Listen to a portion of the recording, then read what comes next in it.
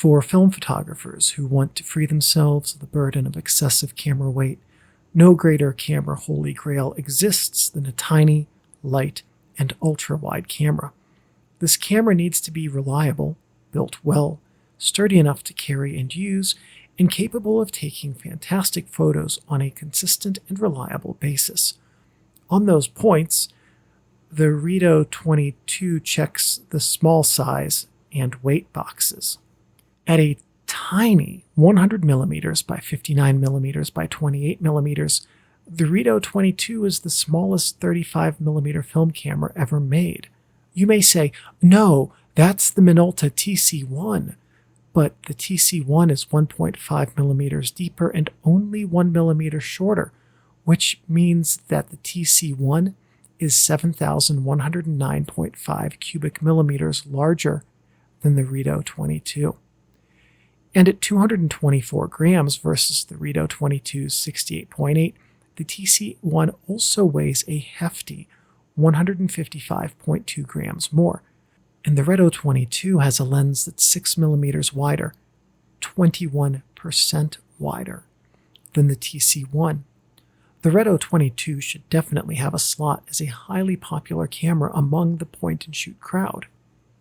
But the Reto 22 lacks some of the other things that a small camera needs to be great, namely all the other things, like build quality, reliability, and taking photos well on a consistent basis. The Reto 22 is a rebadge of various cameras made over the past couple of decades or so that started, insofar as I can tell, with a Vivitar camera model. This current iteration is marketed by Reto as a beginner's camera for daylight use suitable for all kinds of film, including slide film. I absolutely take issue with the idea that this camera is suitable for slide film, but that's a rant that those of you watching this channel will know all the key points of, so I'll spare you. What makes me mad about this camera is that I bought it, as I write this, 13 months ago.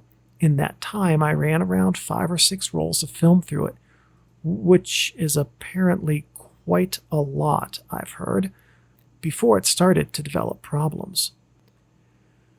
My most recent roll of Reto 22 film had inconsistent negative spacing, a new issue for that roll.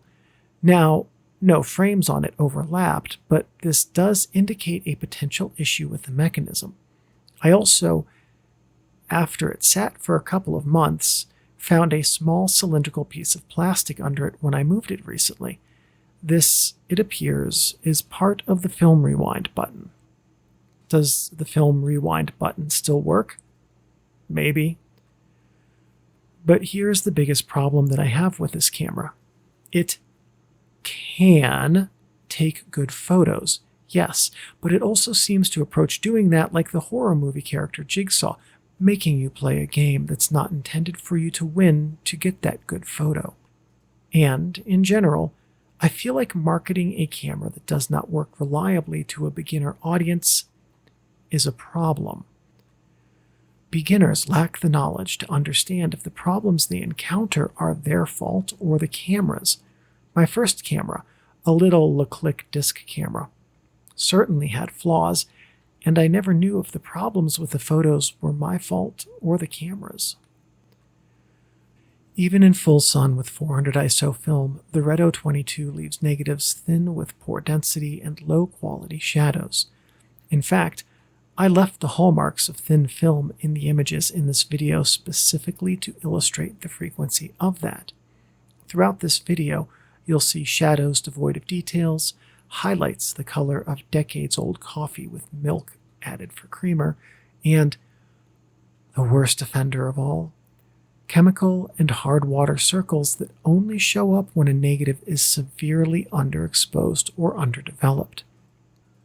The slowest film I used was 400 ISO, so honestly, 800 ISO film outdoors in full sun is probably the best choice. In shade or cloud cover, even with 800 ISO film or film pushed to 800 ISO, this camera struggles. Indoors, no matter what you do, it will be useless.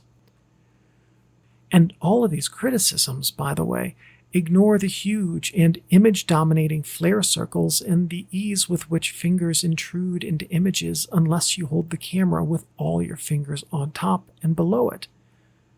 The lens is impossibly wide for this form factor. If you decide to buy this camera or already own it, go into the use with your eyes open.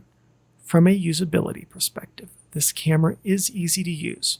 From a value perspective, the price as of this video's recording of $23 is fair for something that can be carried around everywhere. But from a results perspective, this camera's compound acrylic lens creates images that are a challenge to turn into good results. Now, all of that said, sometimes things with the Reto 22 will simply click, and a very nice image will arrive. Understand that will be the case, and you will set yourself up to have a better time with this camera.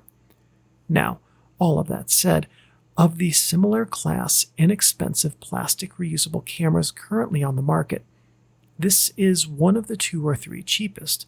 It provides a unique offering, and viewed through that lens, it's probably a fine choice for some photographers.